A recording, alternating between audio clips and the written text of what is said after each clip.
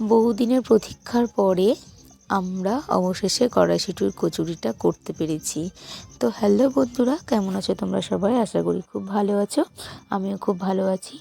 কতদিন থেকে ভাবা হচ্ছিল যে কড়াইশুঁটির কচুরি খাবো এই শীতে, কিন্তু করে আর ওঠা হচ্ছিল না, কারণ এটা ওটা কাজের মধ্যে একটা সময় সাপেক্ষের ব্যাপার এই জিনিসটা করা, কিন্তু করা হচ্ছিল না।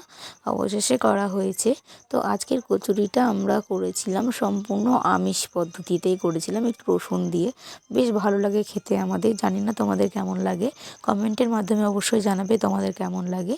আর এই কচুরিটা ময়দার ছিল না, সম্পূর্ণ আটার কচুরিই ছিল।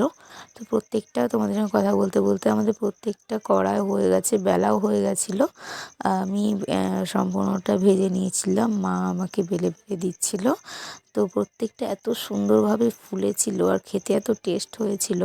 আমি বলেছিলাম যে ভালো হবে না, মা বললো যে না, আটার কচুরিও ভালো লাগবে, খেয়ে দেখ। তো এভাবেই করেছিল।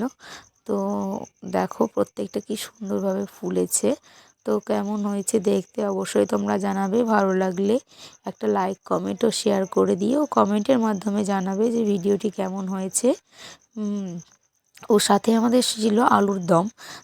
আলুর দমটাও তক্ষুনি করা হয়েছিল, কিন্তু এত ইসের মধ্যে আর ভিডিও করা হয়নি। আলুর দম কড়াইশুঁটি দিয়েই আলুর দমটা করা হয়েছিল।